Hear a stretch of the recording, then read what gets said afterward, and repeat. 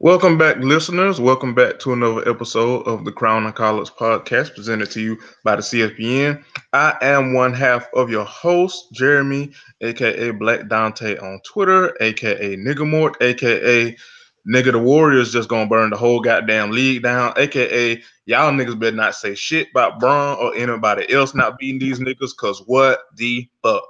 And I'm joined by my friend and my co-host. What's going on, everybody? It is me, the number one since July 2018 Lakers fan, Tall Bianca XO, aka BB Bigfoot, aka um um.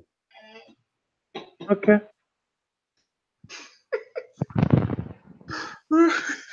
Thank you, Bianca. Your Yeah, it is so fun to talk about what we're going to talk about on this show because it is talking about my favorite NBA team. It's been a really long time, and I finally get to talk about them and their free agency moves. If you all haven't figured it out, we definitely gonna be talking about the craziness that's been going on in the NFL. But let me pay the bills right quick. You are listening to a CSPN Media Podcast presentation. You can go to our website, cspn.us, click that Crown and Collars tab, and it'll give you every episode thus far, up to a point. But that's to get every episode, you can go over to the ones that's archived over at our SoundCloud. There's a link on the website page for that, where you can click to listen to us on. And we're getting up there. This will be one episode 172. Whenever Don decide to put this out, I don't know when he gonna do it, but yeah. Niggas slash motherfuckers are getting up there in age, in podcasting age, so Yeah, uh, coming up on 4 full years. This is hashtag content. Hashtag content. And if you like what the hell we have to say, and also all the other shows on the CSPN, you can go to that Keep Our Podcast Free tab and shop with our many sponsors. It's of no extra cost to you. We have Blue Apron, Wink Wine Co., Busted Tees, Amazon, and a variety of sponsors for you, the listener. Again, it's no extra cost to you. It just gives us a portion of the brick to keep the lights on around the network and give you all of this great free hashtag content. So you, the listener, won't have to pay to listen to me sound like a broken screwdriver. Yeah, let's go with that. That's the only thing I can think of at the time. So I was gonna say a broken Buick, but I guess a broken screwdriver works as well. same difference. Same difference. It's fine. Either way, it's fine. Um, also, thank you to everyone that's been leaving us new reviews and ratings. I've been seeing it. Thank you so much for your support. Your support means everything, fans. And again, drop us a 5-star review, however you listen to your podcast or your podcast listening device. Full stars. That just means you're a hater. And if you give us lower than that, I mean, come on, we're a little podcast. We need all the help we can get. We need all the 5 stars we can get, baby. Right. Correct. Don't be a hater, and don't be a low bottom hater too with that 4-star shit. Right. Ain't nothing good about a 4-star. Nothing good at all. Nothing. That don't help us. That you're not kind of helping at that point. That's just you just being petty. Anyway, what we talking about first? That is correct. You just being hated because you know this is 5-star podcasting goodness. Anyway, so what we talking about first today? What do you want to?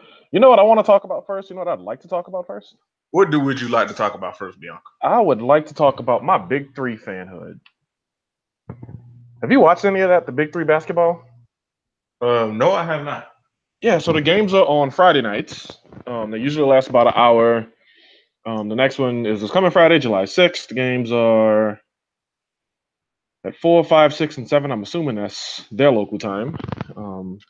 This week they're in Oakland. So, yeah, that would probably be Oakland time, so Pacific time. And I am a fan of the Power.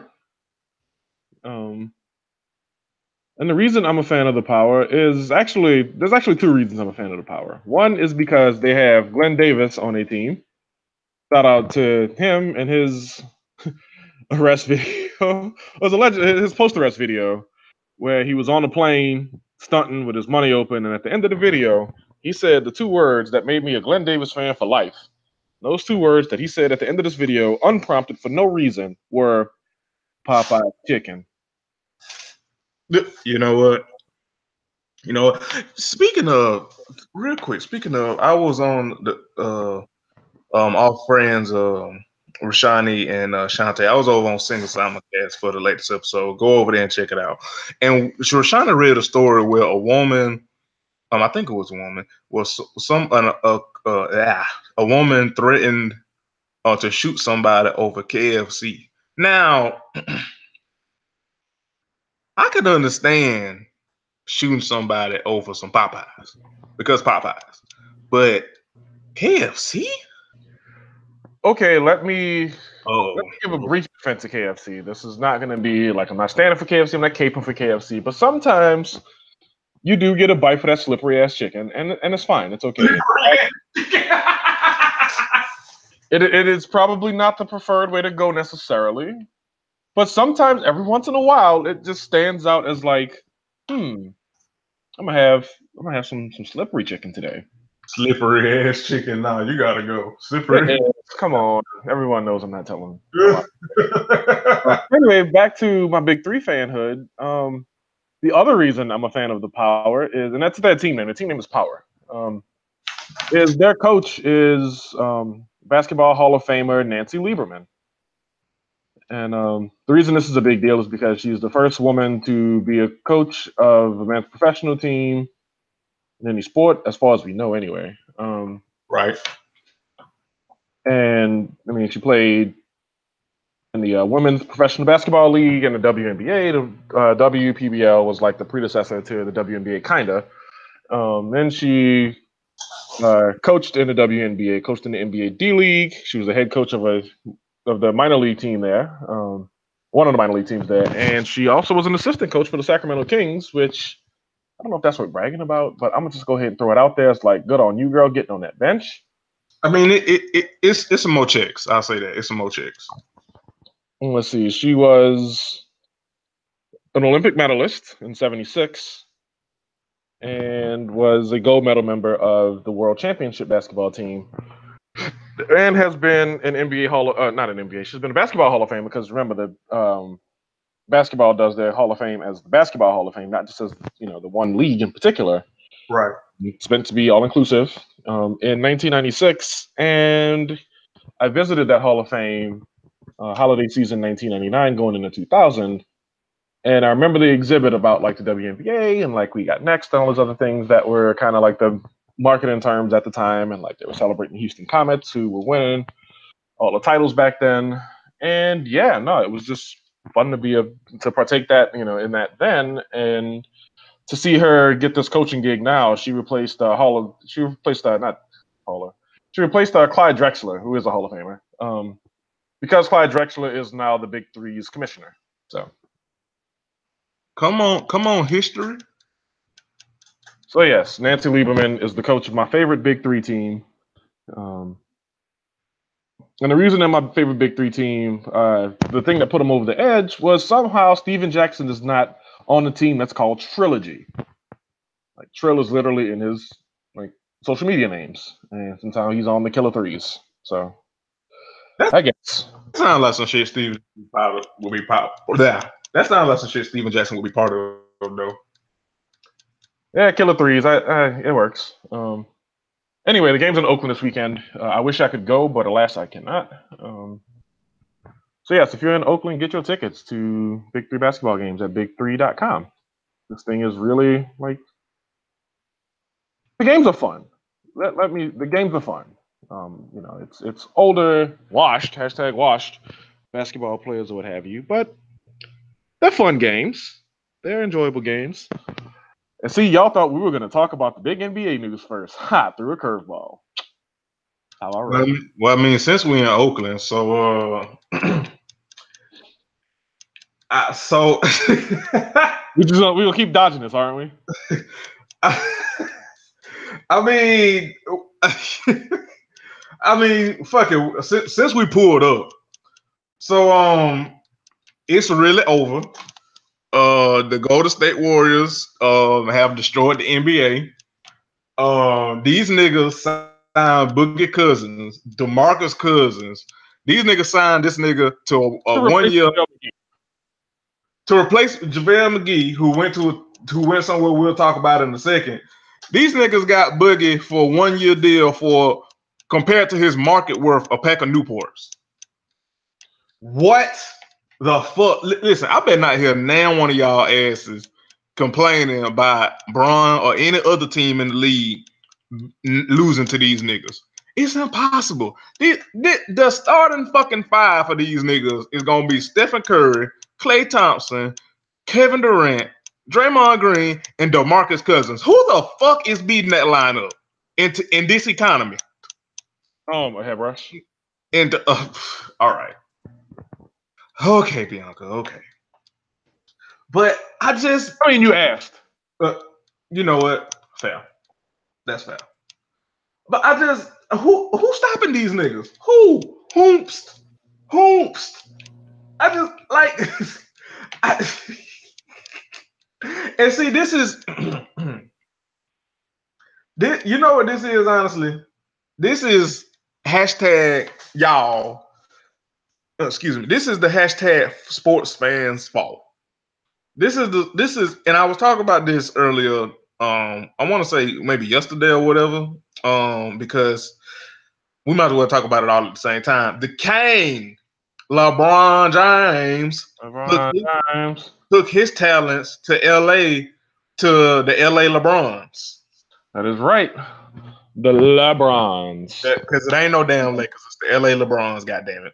I am okay with this. I am, again, I am July 2018's biggest Lakers fan by far. Don't at me. Because I am number one amongst that fan base. And yeah, we just we gonna be different. It's gonna be different. First of all, listen. It's gonna be the Lakers fans who are gonna be annoying like the Lakers fans are, and it's gonna be us, the LeBron fans, who are Lakers fans, who are gonna be like cool as hell about everything. So, listen, we got the perfect storm of fuck shit. This honestly, this is what I came for. When the news broke, I was having the time of my life on the TL, because this is what I wanted. I wanted LeBron to give us drama, because I'm dead on the inside as a sports fan, but I love the mess. I love the theater. Hey, but your favorite team got Paul George back. Yes, they did. I mean, that is, I will say, that's worth being happy about. It is. However, that joy was, I don't want to say overstated, but I was taken aback because LeBron delivered the mess for us. Listen, let me tell you something. We got the perfect cacophony of fuck shit.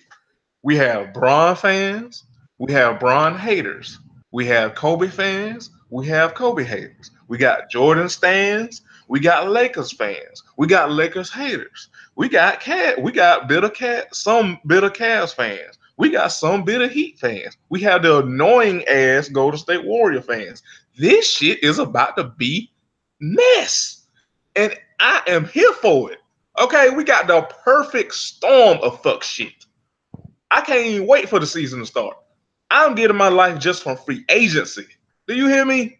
I was cackling. When the news broke that this nigga was going to LA, I was cackling the whole fucking night. Then, because we recording this on Monday. By the way, depending on when Don put this out, pre-Happy 4th of July. Get drunk and eat good and all that good shit. But, nigga, listen. We recorded this shit tonight. The news broke of Boogie going to the goddamn Warriors. Timeline on fire. This is what I wanted. I wanted chaos, and I'm getting it. I'm living. I'm ready. I want the season to start right now.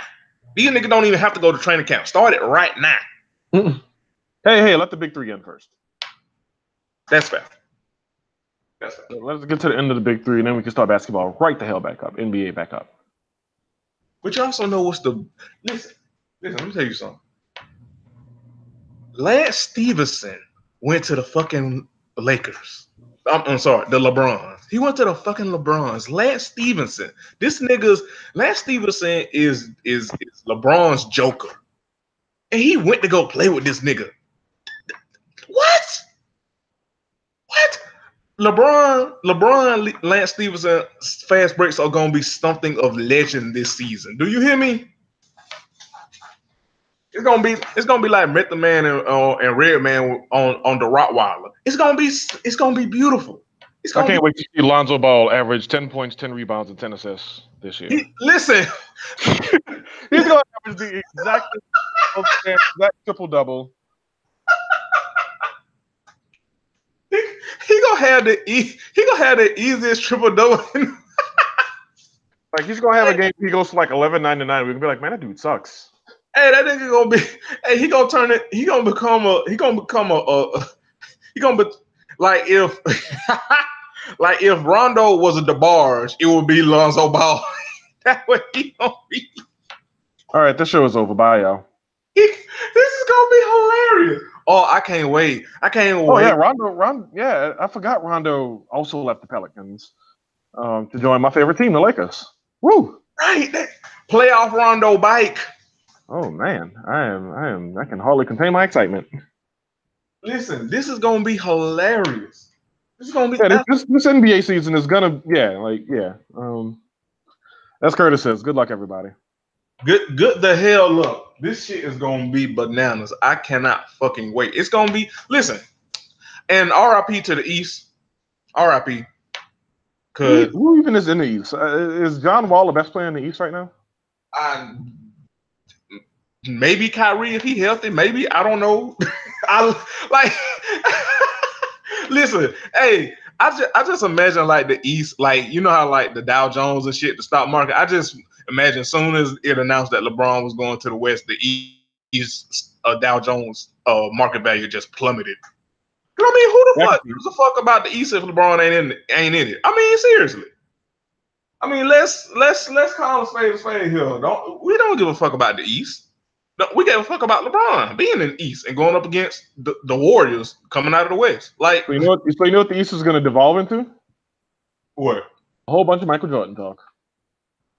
Oh, just saying, get thine ready, thine ears and cleats ready. You know, that's the one thing I'm not looking forward to. With this move from LeBron is all the Jordan would never leave. Jordan would shut the fuck up. Oh, Nerlens Noel is going to the Thunder as well. That ought to be interesting. Right. I like him. Yes, I like Nerlens. First, also I like the name Nerlens. Just something about the name Nerlens. Sound like a nigga that would be a hell of a spades partner. New Orleans Noel. No, if that ain't a black as fuck name. Let's see. So who is in the East? What teams are in the East? The Ghetto. Trying to do some actual. Hey yo, first of all, trying to do some actual reporting here, Jeremy. Hashtag. You a journalist? Yeah. We're trying to uncover hidden truths and figure out which team in the East might break out this season. I guess it's Philadelphia's to lose at this point because Boston has all these players. They have all these parts, which is nice to say, but in actuality, in theory, two are hurt, and one of them might not rebound back to form, and the other one, has a history of injuries. One of them think the earth is flat. I'm never letting that go. Is this the year that Giannis and the Bucks make the leap? Do the Knicks get Porzingis back and make a playoff run? I mean, they finished 11th in the East last year. But they were doing good until Kristaps got hurt. So it's in play, I guess. The Nets, Pacers, they surprised a lot of people. So the Pacers might have a little something. I mean, But I mean, I mean, first of all, let me say this: Woo Child the Ghetto is so problematic, but that shit is so fucking funny. But you basically can substitute that with the East at this point, because I mean, we have the Toronto Friend Zone with Success Raptors. We have the Boston, if my ligaments are in order, Celtics. We have the Philadelphia young and talented as fuck, but young and dumb Sixers. We have the can Giannis develop a shooting form Bucks. Yo, if Giannis get a shot, it might be Oof. The potential. Um, we have the Washington. Good luck, everybody. Wilson. Shit. Who else that I can think of that's worth a damn? Who else? Let's go take a look. So the Heat made the playoffs last season, and made some noise. Gave the Sixers all they could handle for 6 games, I think. Yeah. Detroit, went all in last year, and made the Blake Griffin trade. Wound up not making the playoffs. Missed it by like 5 games, and I forgot that Blake Griffin was at Detroit. They fired whichever Van Gundy was there. I think it was Stan, right? Yeah. The Magic projects. Section 8. Brooklyn, like I said, projects. The Hornets, who can know? We know Cleveland ain't. Ooh, talk about the project. Also, fuck Dan Gilbert. This is. I mean, in general, yes, but I gotta give credit where credit's due. He wrote a good letter this time, and he used the font that people over the age of 7. Well,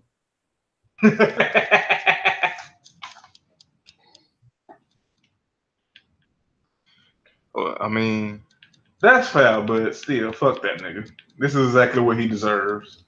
Shout out to nobody. Didn't he say some shit like "I got my team back" or something like that? That was the rumor that he wanted LeBron gone because he wanted control of his team back. Which boy. I mean, what do you do if you're the Cavs? Do you enjoy the projects?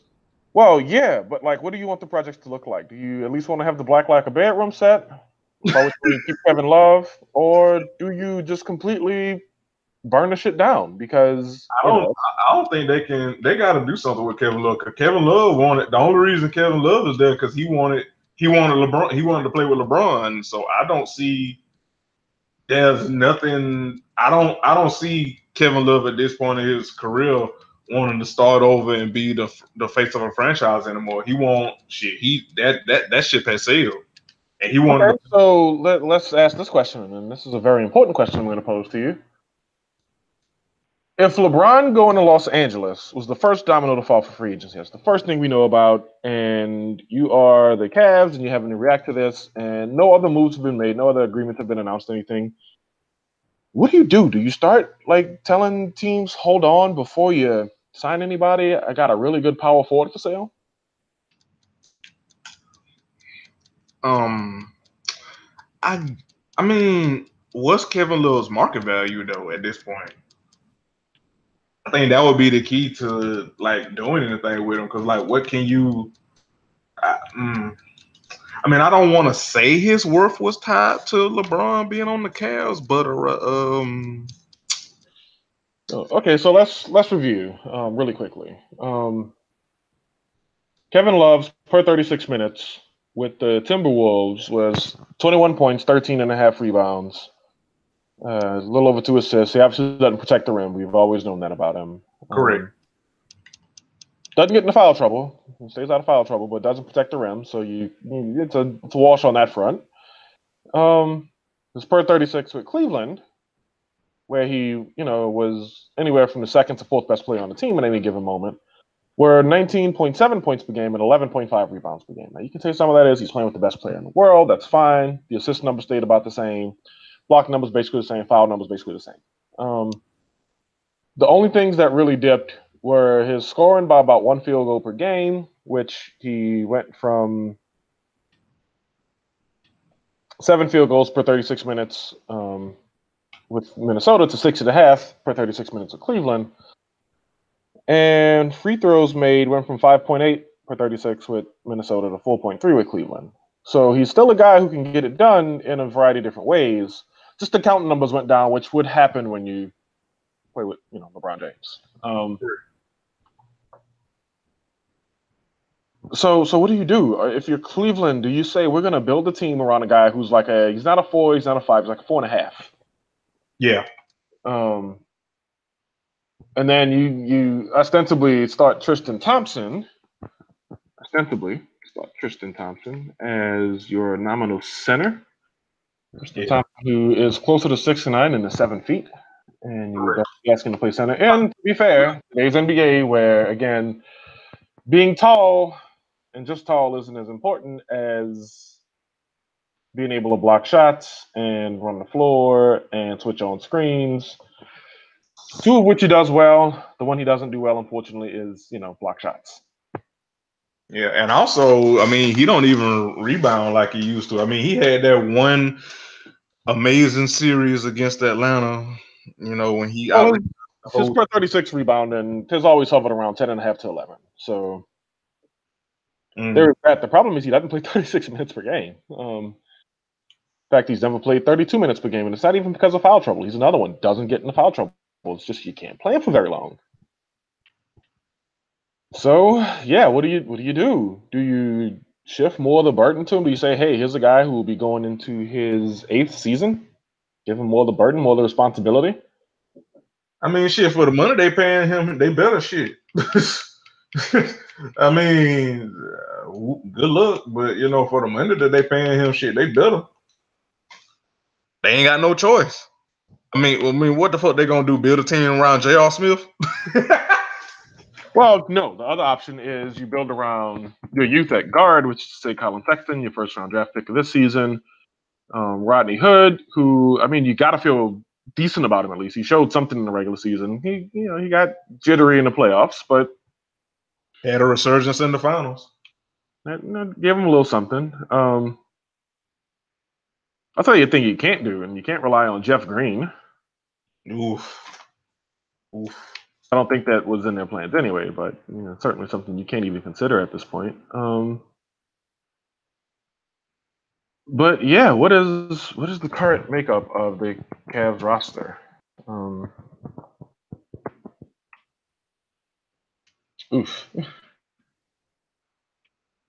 Little Jordan Clarkson action, George Hill, who I think you got to trade George Hill. I think you got to give the reins to Colin Sexton like right now. Yeah. Trial by fire. And I'm gonna put the cart way before the horse here. I think it might be worth seeing what your boy Zizic could do. Yeah, I mean, for the Cavs, there's nowhere to go but up at this point. Mm-hmm. So I mean, yeah, might as well. But anyway, enough about who his per 36 minutes, which again, this is a grand projection because he played 6.7 minutes per game. What is his per 36 is 20 and 10 with 2 blocks. Do you do you try to see if there's something there, or what do you do? So, I don't know. I don't know. But enough about Section 8. So let's talk about the LeBrons.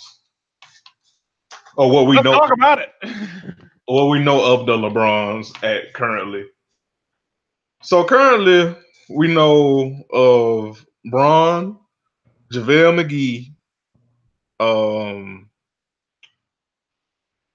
Lonzo Ball. What's my man name? Andre Ingram. Yes. Came through representing, bombing threes on your moms. They got a bunch of you know what? We have to give Magic Johnson credit. This nigga orchestrated this shit. They got so much fucking caps. Well, not so much, but they got a lot of young niggas around Bron and veterans that they sign into even veteran minimums or mid-level exceptions, and they not necessarily over the penalty. First of all, Bron signed 4 years, 154 million of them things. So he pretty much gonna retire a Laker. Cause I think this is land contract. This is it for him. It's in play. I can see it. So I tip hats off the Magic. Hats off the Magic. So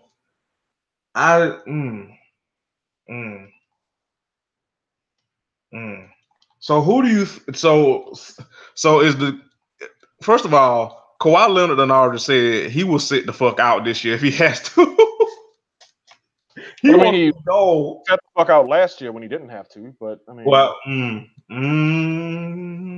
girl, do your thing, I guess. But all right. So here's the most interesting thing to figure out. Most interesting thing to figure out, I guess, is Brandon Ingram, who's 6'11" and like 160 pounds. Is he a 2-guard for the Lakers? Shit, ain't he like? I just made a joke. Yes, he's like 6'11", 160 pounds. Like, nominally, his position is a small forward. He does not shoot a lot of threes. For career, he takes about 2 3-pointers per game.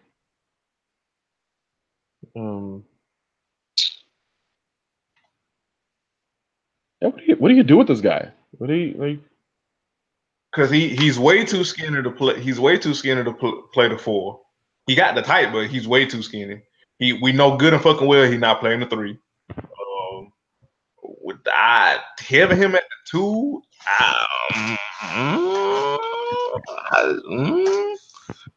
I don't know. See, that's the other thing. Like, but see, that's why the Lakers have to try to make a trade for Kawhi because they can put Kawhi at the 2, and Kawhi at the 2 and Bron at the 3. Like, what the fuck? The thing is, the Lakers don't have a power forward on the roster right now. Well, no, I take that back. They kind of have a power forward on the roster. They have Kyle Kuzma, who I believe, because they got another big man. I just can't think of his name. Well, they got Brook Lopez, or one of the Lopez's anyway. Brook Lopez. Yeah, well, he's not really a forward, but well, actually, now that they got Lopez is the center. He's your 5. Like I would assume is the guy you're planning on playing at the 5. But if they got JaVale McGee, for me, I would because Brook Lopez skill set, he had the skill set of a 4 because as a 5, I mean, he can't really play no defense. He can't really block no shots. I mean, he big as fuck, but still, like his skill set is more for a stretched 4.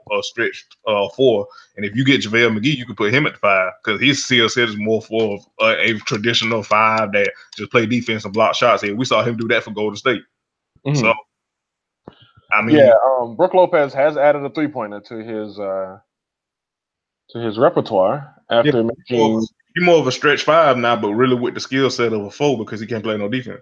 Yeah, in his first 8 seasons, he made 3 3-pointers, and last year and the year before, he made 246. Talk about an increase. So if Brook Lopez gets down to like the 240 range, he could be, add a little bit of quickness, a little lateral quickness, ability to switch on screens. He could. I mean, in the West, he could probably be a 4. I would guess. More likely they're gonna not play either him or JaVale 30 minutes a game because he played 23 minutes a game last season for the Lakers, despite starting all but 2 of the games he appeared in. No team. Okay, no, I take that back. When the Nets were trash, he played 36 minutes a game twice. But since his injury in the 2011-2012 season, the Nets' last year in New Jersey, he's been a 30 minutes a game guy.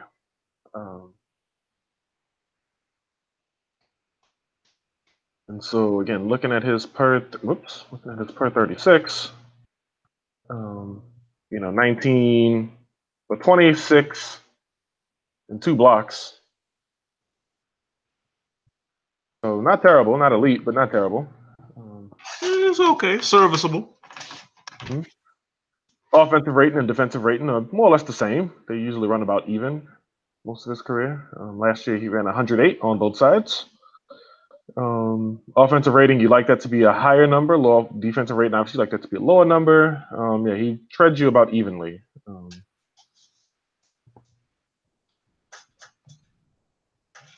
So I mean, they can make it work. I mean, at this point, I don't. I mean, at this point, I can't doubt what the hell, Magic gonna do because they'll figure it out at this point. Yeah, he's Magic Johnson. Yeah. Also, this, but yeah, I mean, the NBA is gonna be entertaining this season. Is what the fuck we're saying. And yeah, I mean, listen. First of all, Bron is living his best life. He gonna have his wife, his side piece. Well, I can't call Beyonce or Savannah a side piece. He gonna have his wife and live his best life in LA. So I always say, get you a woman who looks at you the way Beyonce looks at LeBron. yeah. I be feeling so bad for Savannah when we make those jokes, but that should be funny. I'm sorry. But this nigga LeBron, the best player on the world, and got the baddest woman on the world, and got the baddest wife in the world. Like, what the fuck, LeBron? What are you doing? Just want every damn thing, old gold ass nigga. Yes, the fuck I said it. Fight me. Old Jordan ass stands and Kobe stands, and I don't even hate Kobe, but goddamn, y'all ain't annoying. And I get it, Bron stands can be annoying too, but at least Bron stands are annoying for somebody that's likable. Y'all annoying for motherfuckers that you want to punch in the fucking face. The ghetto. At least if you're gonna stand for a likable motherfucker. That's like somebody standing for Azalea Banks. Like, oof, the ghetto. The mental ghetto. Do better. Speaking of doing better.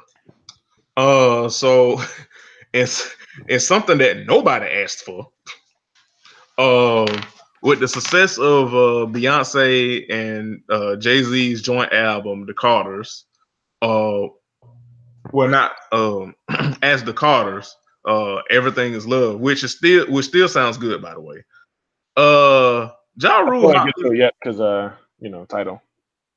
Oof, the ghetto. So Ja Rule hopped his ass on Instagram a week or two ago, or a week and a half ago, and said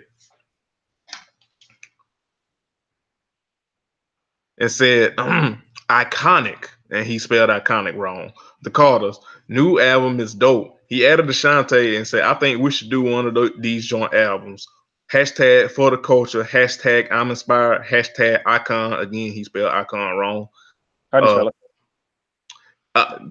First of all, this nigga spelled it wrong like 4 times. How do you spell it?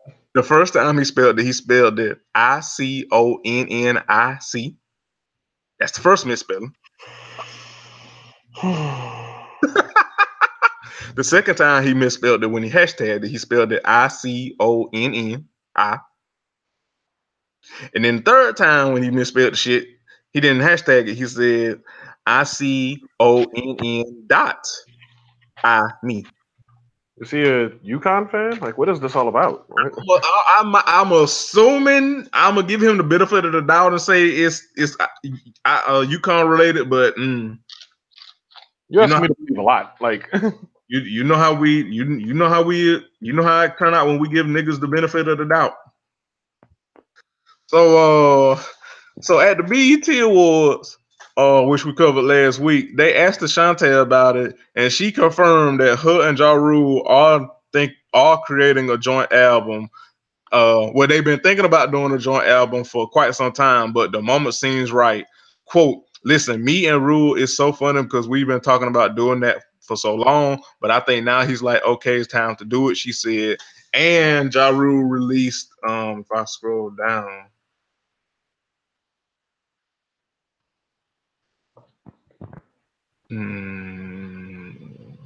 Okay, I thought. Okay, that's just an interview. I thought the article I got up is on XSL.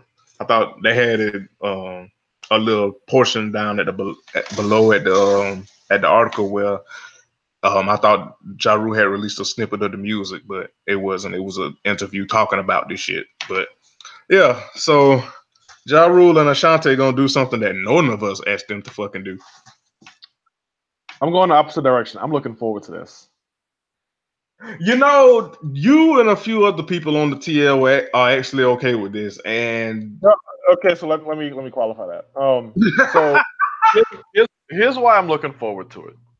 Let's just iron this out. Ashanti can't sing. Ja Rule can't sing. Okay, correct. they sound studio. They can't sing. They can't sing. They can't. They don't have it.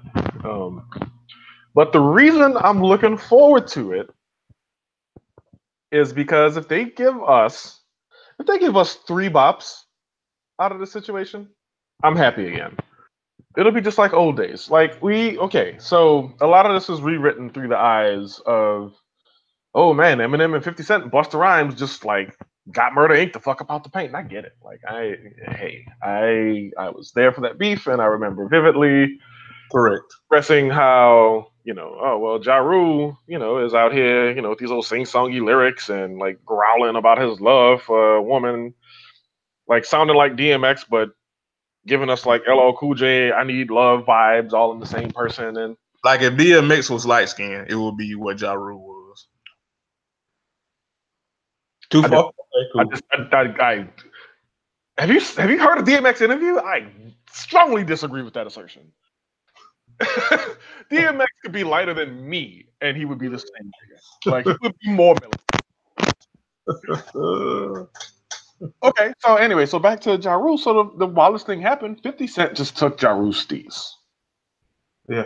Also, except as far as mononyms go, Ashanti was better at what she did than Olivia was. Yeah. Also, just fuck 50 Cent. Just OGP, but continue. Yeah. So, again, like we talk a lot about the retro stuff. Like I mentioned, like we were talking on text earlier this week, last weekend, when I mentioned how Shy had an album out, and I was like, I can't tweet about this. Everybody's talking about Drake, and I would just look like I'm being like Little Miss Hater if I were to point out, hey, Shy has an album out for all you, I love the '90s head asses. But it's true. Shy has an album out for all you I love the '90s head asses, and I think Donnell is his name.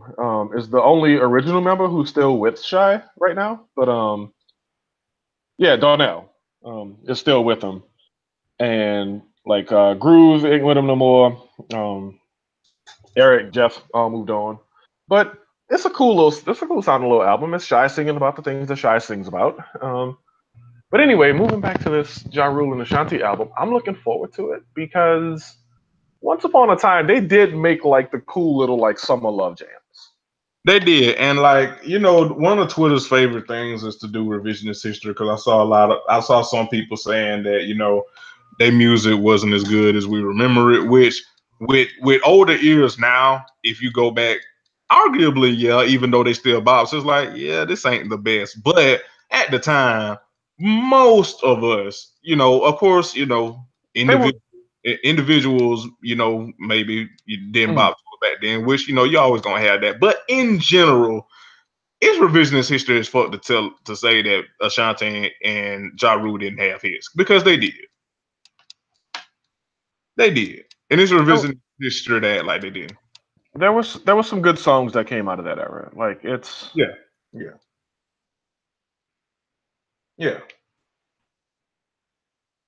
So while it may not, we don't give a fuck about it now, but in general, collectively, but back then, which made it even worse that 50 ended Ja Rule's run and then turned around and did the same fucking thing, arguably worse. Right. I mean, I would almost even go as far as to say objectively worse, but But what I will say though is, where am I going with this? I'm looking forward to it. I don't have high expectations necessarily, but I'm looking forward to it. I want to see what I am. I am here for the showmanship of it all. I was going to say if I cared about it, my expectations would be even lower than the Carters, and my expectations was teacup chair because I was expecting trash. I ain't gonna lie, I was expecting trash because not all Beyonce and Jay-Z collaborations are good at all, but I was thoroughly impressed with that album. But I mean, if they do it and it comes out and you want to discuss it on the show, we can. I'm looking forward to talking about it together at a time in the near future. I will get around to it in the next 1 or 2 or 3 weeks, and we will see what happens. All right. So moving right along. So this probably be the last thing, and then we can roll up out of here. So I don't think we've talked about him at length on this show. Correct me if I'm wrong, Bianca, but last week, Terry Crews went to testify before Congress, wasn't it? I don't remember the particulars about it, but yeah, he went to testify. Mm-hmm. Yeah, he went to testify. Shout out to all the niggas.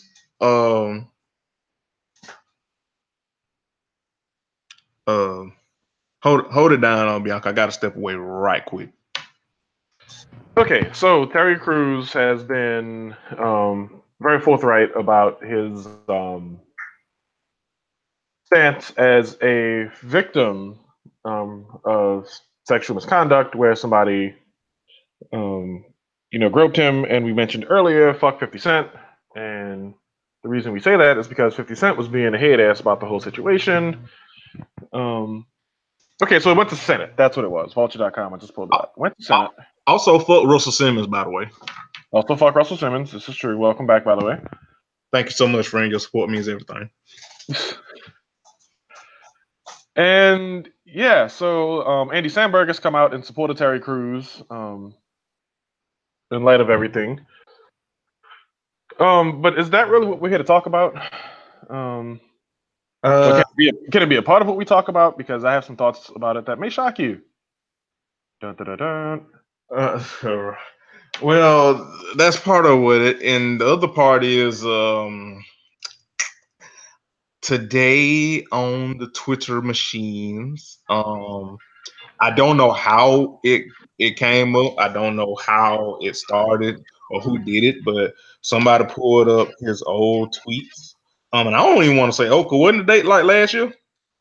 They were from a year ago, yeah. Yeah, a year ago, where he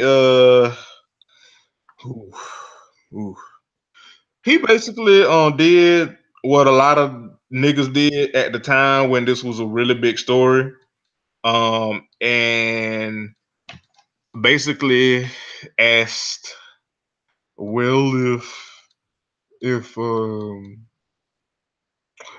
someone can be trans, then why can't someone be transracial? And of course, it was about Rachel Dolezal, because that's the only person that niggas was caping for talking about goddamn transracial. Yeah, she had just come back in the news at that time. I think that was around the time when she announced that temporary ass name change that she was a cup of coffee. But no, yeah, when she stole that black woman's name. Yeah. So Terry Crews asked the question that Jesus Christ, Newsweek. As a black man, Newsweek autoplayed the shit out of that video. I was not ready for that. Anyway, it was a question that a lot of people were asking at the time, and while I wholeheartedly agree it's a silly question, I have to keep the appropriate context of what prevailing notions were at that time and say that yes, it was a stupid question, but it was a question he was not the only one asking it. I think bringing it back up in this circumstance was meant to delegitimize his work in the realm of sexual assault awareness, and how, like, he's not doing this men of victims too thing. He's doing this anyone can be a victim, and what is wrong about sexual assault is the people who sexual assault. Yeah, not to cut you off, but when I saw it, that was my initial kind of thought. It was kind of It reminded me of shit. It was fuck. It was somebody recently that got killed by the cops, and a, for lack of a better word, a Russian bot um dug up their old tweets, basically shitting on black women and having very fucked up colorist views and shit, and their baby mama who was on the same kind of wave and shit. I can't remember who he was, but it was some black dude that got killed by the cops. That's what it kind of reminded me of. And again, I didn't see who brought him up or why, but that's kind of what the vein of it reminded me of. Well, like you said, to try to delegitimize him, even though it's still fucked up, and wrong or whatever. But continue. So, XD asked him, friend of the show, XD asked him, said, did he correct his statements? Because this is old. And he said, are you now informed, Terry Crews? And Terry Crews, I was disappointed in the answer. Because he kind of red herringed it a little bit. He responded? I mean, this was 8 hours ago. Yeah, he said, what he said to XD was, I'm called homophobic because I don't want to be molested. I'm called transphobic because I asked a question comparing gender and race. Called homosexual because I came forward with my story. Call me what you want. I love everybody. I love them all. And I think them all is like referring to like everybody who calls him this stuff. And I think that, again, like people who are calling him homosexual are stupid. Like, again, that's things like Roma 50 Cent. The homophobic because he didn't want to be molested. I haven't seen a whole lot of that. I'm not saying it isn't happening. I'm not one of those people who's like, my worldview tells what the whole fucking world is. Right. I'm one person with a set of opinions and a set of shapes of life circumstances and what have you. But the thing about being called transphobic because he asked the question comparing gender and race. Again, even at the time, it was a silly thing. And I wasn't out at that time, but I was definitely knee deep in figuring out what the hell my identity was. And at the time, I would have been like heated to see that question come out. But looking back on it, I have to realize again, like the passage of time has allowed me to see that, hey, he wasn't the only one asking this. He was not the only person who felt like that was a legitimate question of the time. The one thing, so culturally,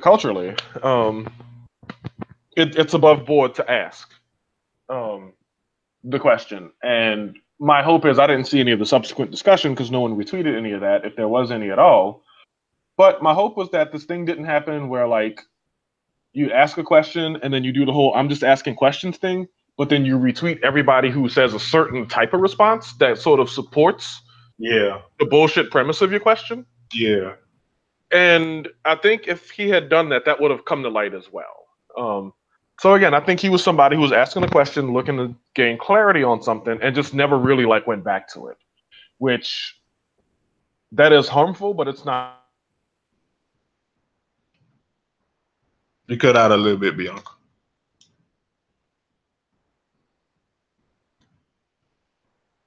Bianca, can you hear me?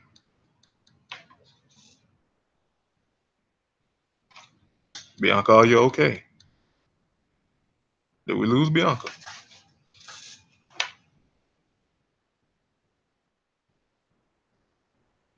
I think we lost Bianca.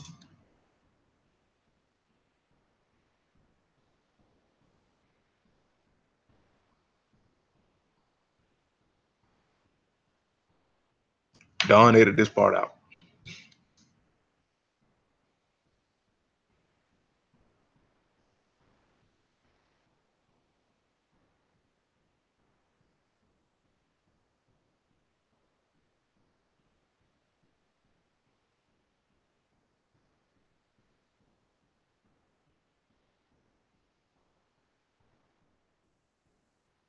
Bianca, can you hear me?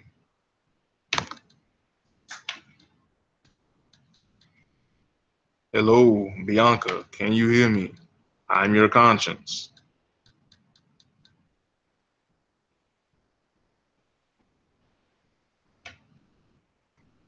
Yo, we really lost Bianca.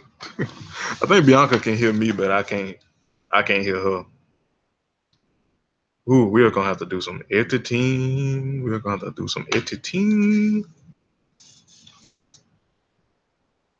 Bianca, what?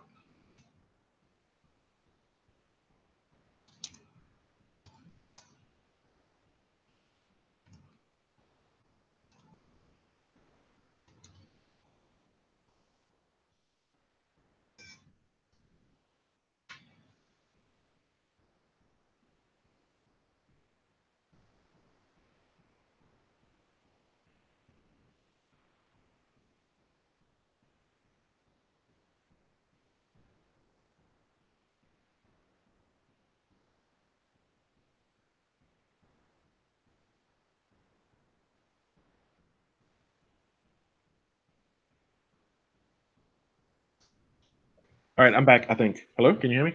Yes, we are back. We are back. I don't know what happened there.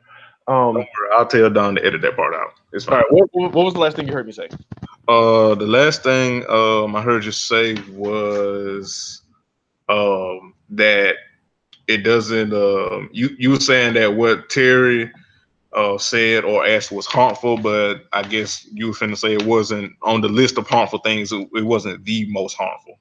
Yeah, so again, he was asking a question that was, again, just sort of a prevalent thing that people were asking questions about. And I hope that, again, he was not out here just like retweeting like one side of a set of responses that he would have gotten to this particular question.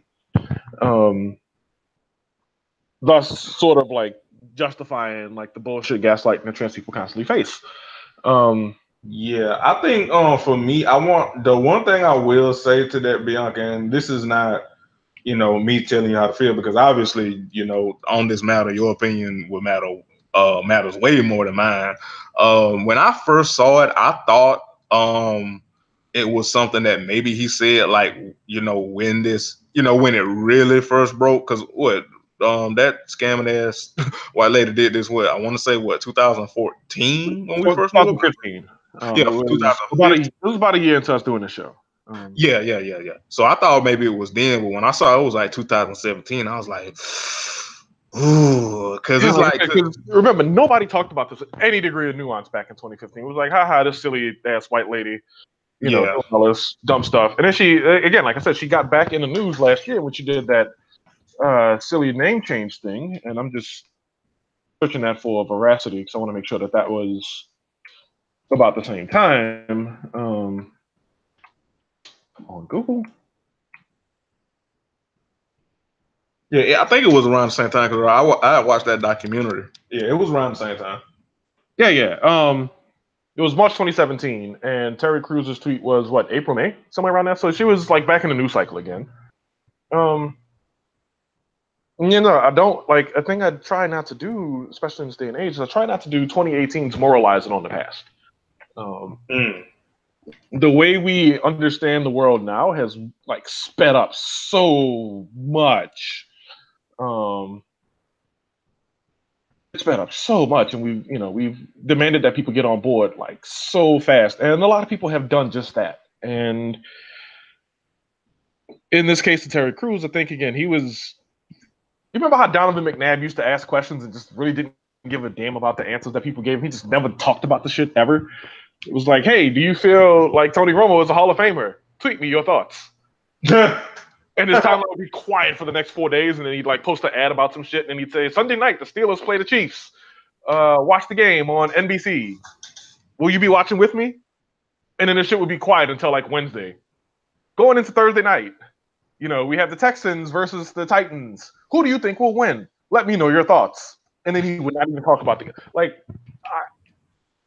I'm not saying that's what happened. I'm also not saying that wasn't what happened. I just don't know. I wasn't there. Yeah, because I didn't even know about this until it was brought up today. Like, I don't think Terry Crews tweets enough to where going back onto his timeline would take a whole lot of time. He's got 21,000 tweets. So I would venture to guess that if somebody went that far back, like it's doable. Like, I was going to start scrolling his timeline. Or I had started scrolling his timeline, but I've hit like the end button like 14 times, and I'm still in June.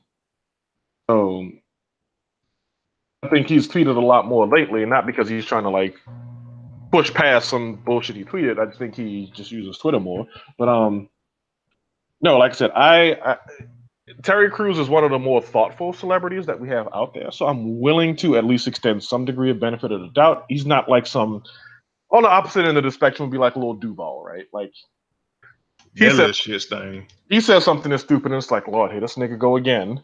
Yeah. But in the case of Terry Crews, again, I feel like he's a thoughtful person. Like he has the last thing he said was he left on a high note. He said, you know, I can take this tweet to heart. I will do what's being asked of me here in this moment. And I hope that a Cheska Lee or a Cat Black or you know a Raquel Willis or somebody gets to him and talks with him about trans issues and like what it means to be transgender and what have you, and how being transracial, and I just air quote it like with my arms up to my ceiling, how being transracial is not really a thing. This ain't that. Right. No, it's not. You can just identify, and I'm just gonna go ahead and lay out my Reader's Digest version of the difference really quickly. And so, race is a thing that sort of happens to you by the world. Yeah. Like you can look at me from far away. You cannot know if I'm poor or rich. You cannot know if I'm educated or a dropout. You cannot know if I'm running a joint or robbing a joint. You cannot know if there's a lot of things you cannot know about me, but the thing you will most certainly know about me pretty immediately upon seeing me is that I'm black. Correct. I would even go so far as to say that, you know, And that you have nice earrings. you know what? I do have nice earrings. Thank you. But no, as far as gender goes, that starts within. Like that starts like at me, and that fans out. And to the degree that yes, I was born male, and you know, I'm tall and I have big hands and I have a deep voice and yada yada. But within and for a really long time, I felt like you know the way that we track manhood as a culture, as a civilization, never felt right. It always felt like I was watching someone else do the shit that I was actually doing. Now that I look back on it, and you know, since you know coming out and living life as well, I've felt so fulfilled, and it's been like the appropriate energy to give to the world as far as I'm concerned, and the way in which I socialize, and the way in which I'm addressed, and the way in which I present myself to the world. Again, that starts with me, and that fans out. Like you can see the red nails and the dresses and the shoulders out and the makeup and everything else, and say, "Wow, like that." You know, this person's on the side of women. And that's not to say that those things are like the ownership territory of womanhood necessarily, and it doesn't mean that someone who doesn't partake in those things is not a woman. But again, that identity of woman is just that. It starts with you, and you tell the world, "Hey, I feel like a woman. I feel like a man. I feel like I'm non-binary. I feel like I'm neither. I feel like I am all of them." But again, your race is it's the product of your direct biology. If you don't have parents of African descent to, you know, a socially relevant degree, because I mean, again, like, you know, we can talk about Africa as the birthplace, the motherland, yada yada. So if you really want to track back far enough, but like as the world has broken and as the world has split, and as we've had these constructs around race and around countries and around continents and around everything else, the notion of being Asian is what it is. The notion of being Australian is what it is. The notion of being South American is what it is. The notion of being, you know, Cameroonian, the notion of being Dutch, the notion of being Salvadorian, the notion of being Polynesian, they are what they are. And to the degree that you appreciate Polynesian culture or Japanese culture or Icelandic culture or Nigerian culture, you know, whatever, you can't become that.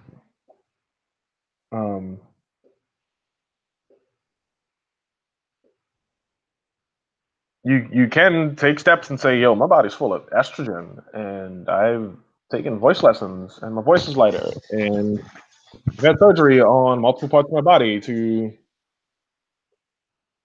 ensure that everything lines up with the way I feel best about myself. And those things can happen, and you can tell the world, hey, I am a woman or I am a man, and be accepted as such, because that's the energy you're very obviously giving the world. But to have two parents from Anglo-Saxon family backgrounds or whatever it was, Wallachian or Norse or whatever the hell her background was, and to say I'm the product of that and I'm black, that's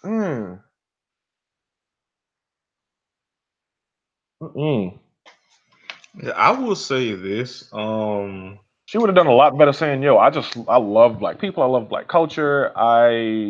First of all, that hell for a scammer. We don't even need to get down in the rabbit hole of that shit. But that hell for a scammer. But I will say this: my man's James Play on Verbs on Twitter. He probably had the best answer to this that I feel at least cisgender people should have, in that I hope that Terry Crews continues to pursue to keep the foot on the necks of abusers in Hollywood, and I also hope he grows and unlearns let's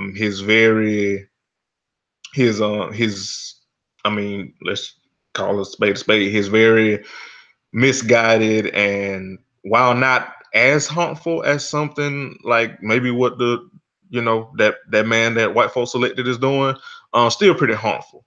But what I will say is, it is my hope that cis people will not do this thing that we do, where when someone, particularly someone that we're going up for, but when somebody else cisgender says something that's not particularly helpful to the trans community, we do this thing that we never have the same energy for when it comes to racism, where we're like, oh, y'all counsel everybody, or y'all don't allow people to grow. Not everybody's born woke. Da, da, da, da. I hope that's not what we do, because just take this for conversation we're having here, for example. How Bianca feels is how Bianca feels, and it's not. First of all, I'm not gonna tell my friend how to feel. That's number one. But number two, it's not my place as a cisgender person. Like, if she would have got on here and said "fuck Terry Crews," I would have been okay with that. If obviously she's having a different take on it, and I'm okay with that too. That's what I don't want us cisgender people to do, is try to police how trans people feel about this. Either way, like if they want to say "fuck Terry Crews," cool. If they want to say, I'm going to allow for Terry Crews to grow, that's cool. If they want to say fuck Terry Crews in this instance, but I still support him in other ways, that's cool too. Like, let them decide. Like, it's not on us cis people to try to come in and be performative either way about it. Performative in the, growth and blah, blah, blah, blah, and all that shit. And then also try to get cookies for ally of the year, like, fuck Terry Crews, cancel Terry Crews, and all that shit. So that's all I really wanted to say about it. Yeah, see, yeah, like I told somebody, who responded to me earlier today, I was like, what will happen is people will start saying cancel him, and once you reach that point, it's not that he actually gets canceled. Like, that very rarely actually happens. Which is also why people just like rap beef very rarely ends people's rap careers. We agreed that, hey, Terry Crews, listen to me. Pusha T got the better of Drake in their little beef, and Drake just launched an album that people were excited about and are like giving rave reviews to, which I'm not going to get into that right now, but. Hold on, wait, real quick. Shout out to everybody that said Pusha was lying about Drake being a deadbeat, only for Drake to go on the album and basically confirm what the hell Pusha T was saying. Right. But no, what was I going with this? Yeah, so again, like, canceling doesn't end the career of the person who we say, oh, canceled, but what it does is it takes nuance and it crumples it into a ball, and it makes a segment of people who are saying cancel. It makes them almost incapable. Like it's basically the opposite of stanhood. It's on the opposite extreme. Like stanhood does not encourage you to be better because people are gonna like sop up the shit that you give to them, and you know who I'm referring to right now. It allows the fans to just take whatever it is that you put out and just treat it like it's fucking gold. And what that takes to the opposite extreme. That says no matter what you do, you did this one thing wrong, so you're shitty. And it's hard to talk about things openly and honestly if at one end again you have the stands and at the other end you have like the hell no, like team hell no, and we just don't even move back to that middle ground because again, like I mentioned earlier, I feel like this was brought up to delegitimize his work in the realm of sexual assault. Awareness. Yeah, probably by somebody that don't give a fuck about the work. You know. Now, what I will say is this: like I'm reading the responses to that original tweet that XD quoted, and I see one trans woman who has said, "Terry, I love your work to pieces, and you came off as a really sweet guy, but this is fucked. As a trans woman, I can't support you." That's a perfectly valid response. Yeah. Because that may be her smoking gun, and everybody has their line, and everybody should be expected to hold their own line. Like for example, I shouldn't expect you to hold my line as it pertains to blackness or wokeness or being trans or anything like that. And just so long as that's a two-way street, everything is usually pretty simpatico. The one thing I will say to that though, and we've, me and you have talked about at length, with nuance, ironically, about like counsel and all that stuff. Really, once straight people got a hold of that shit, it really took on this kind of weird performative shit on both ends, right? Because it's like, as far as my understanding, counsel, quote unquote, originated in queer culture, and it basically was just a fancy way of saying, "Oh, I don't fuck with this motherfucker because they did X, Y, Z," which everybody does. Like you just said, everybody has that line.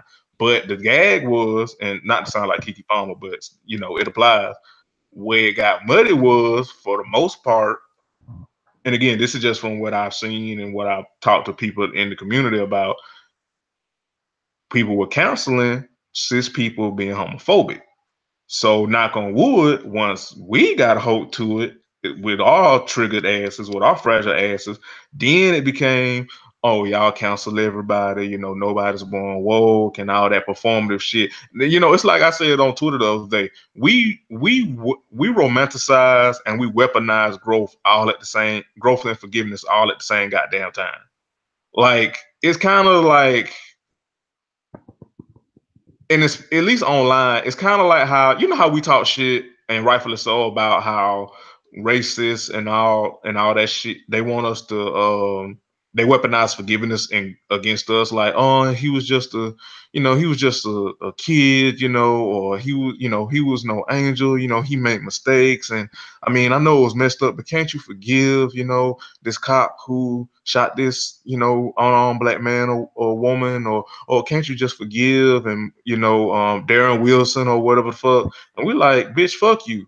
Well, with varying differing degrees, we kind of do that to each other about other shit, whether it's misogyny, whether it's deconstructing patriarchy, or in relative to this topic is homophobia or transphobia and stuff. We kind of weaponize that shit against each other in various different ways too, and that's one thing I kind of push against, because it's more so, it's not trying to act like everybody's perfect, quote unquote. And I'll give you a perfect damn example. This, and not to go off on too much of a tangent, but one of the latest Black Twitter exposes or whatever, and I won't go into details because we don't really do that on this show, but one person said some really, really, really, really, really, really fucked up things.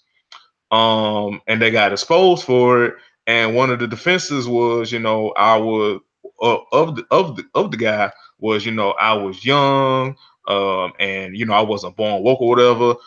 And it's like, some of the shit you were saying, dog, you don't need to be born woke, quote unquote, to know to have some goddamn sense and not to say some of this shit. So it's like in that nuance that we try to have, we also kind of lower the bar because yeah, some terminology and stuff like you might be new and privy to on Twitter and social media within the past years or whatever, since Ferguson or whatever. But some of this shit, you ain't need Twitter to know how to be a decent human being. And if you did, that says more about you than it does about Twitter.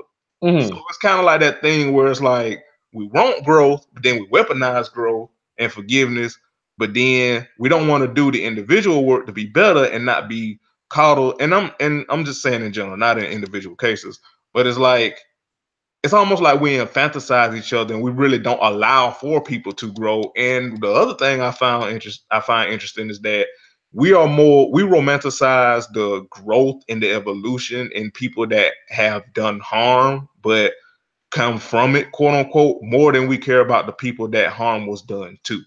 I mean, for instance, just think about Jay-Z and Beyonce. We romanticize a 50-year-old nigga that it took him 50 fucking years in order to know, oh yeah, maybe I should not mistreat my goddamn wife. It took this nigga 50 fucking years to realize that shit. And we romanticize his growth.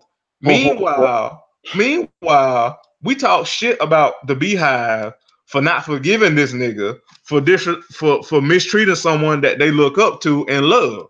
You know what I mean? Like we completely. I mean, first of all, well, Beyonce don't give a fuck if we don't like her nigga, but still, you get what I'm saying? Like we completely just like, oh, Jay-Z growth and oh, look at his transformation, da da da. Nigga, it took you 50 fucking years to act like you had some goddamn sense. Really? So that's the kind of shit I'm talking about. It's like, and when I talk about it on social media, it's like people, it's like sometimes I try to temper how I say it because I'm cognizant of sometimes I come off as like, oh, I'm just this old footer that hates growth and don't want nobody to be forgiven and da da da. That's not it. I just want us to more or less stop babying each other and more focus on let's do the work internally on ourselves and not, for lack of a better word and term, and excuse my phrase and stuff, but bitching and moaning about, y'all counsel everybody and all that. Like, let's do the work internally to be better human beings and create an environment and a society, which I know is kind of hard, but still, where you don't have to put anybody through hell in order for you to grow. You don't have to mistreat anybody in order for you to grow and learn. You don't have to be a head ass in order for you to grow and learn and evolve. And where we focus on eliminating harm rather than allowing harm and then romanticizing the growth when you have caused harm. That's more or less my only thing. You know what I mean? So that was a long ass tangent. I'm sorry. You take the floor, Bianca. I'm sorry. That was a long ass tangent. And I mean, I'm just reading right now. I'm going to shift gears a little bit. This idea of transracial, it's not new to me. I grew up in Louisiana, and the thing about Louisiana culture, and it's pretty southern just in general, but Louisiana in particular, is this notion of passe blanc, or passant blanc, which mean what they sound like, to pass for white. And there are entire families whose lineages are basically severed because a black person would have, had a child with a white person, and the white child was like, the mixed race child as a result was like super able to culturally and socially pass as a white person, and so they just sort of abandoned the notion of being black altogether.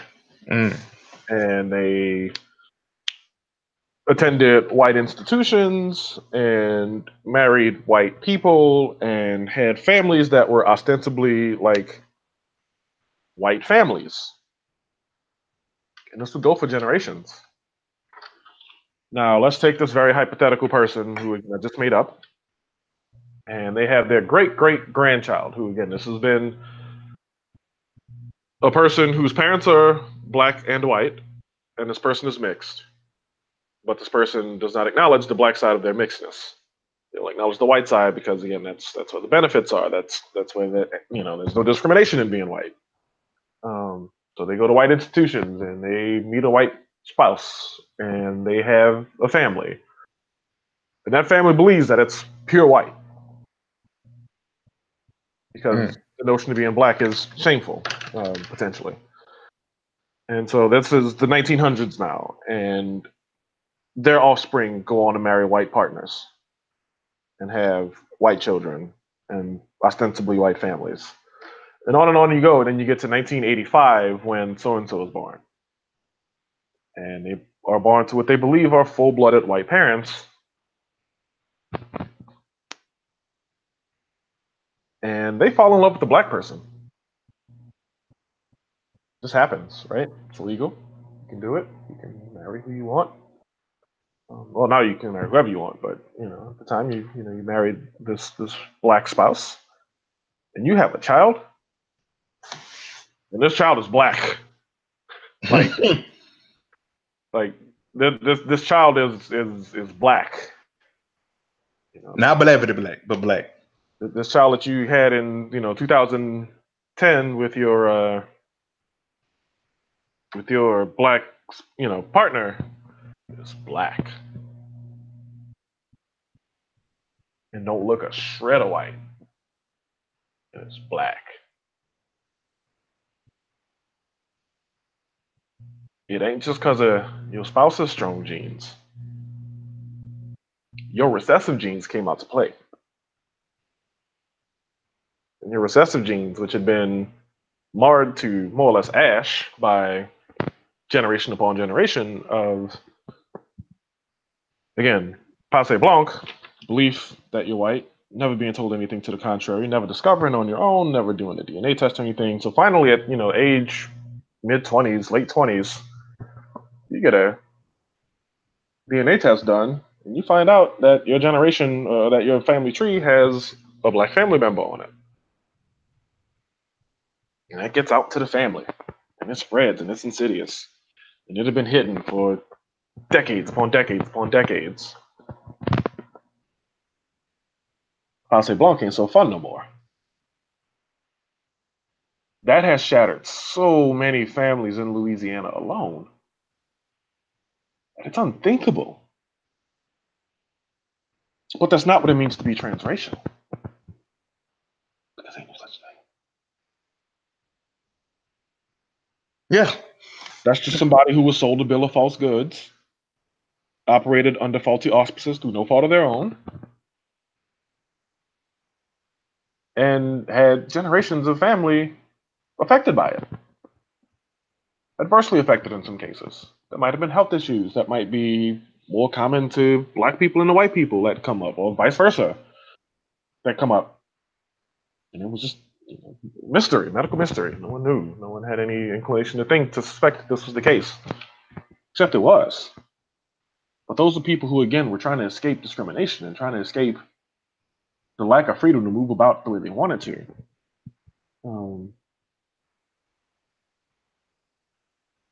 Hell, Walter Francis White, who was a civil rights leader, blonde-haired, blue-eyed, extremely fair. He had slaves in his family. Identified as black.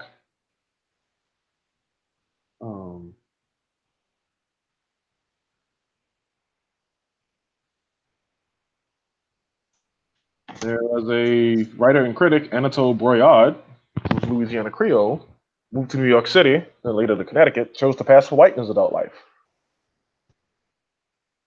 Did not want to be classified as a black writer. Did not identify with northern urban black people.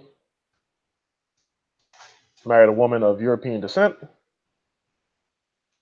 But his wife and many of his friends knew that he was at least partially black in ancestry. And his daughter Bliss found out that she was part black after he died. It's basically a real life application of everything I just said. Yeah. But that's not transracial. That's sold a false bill of goods, living the life under a shaky set of auspices. That's correct.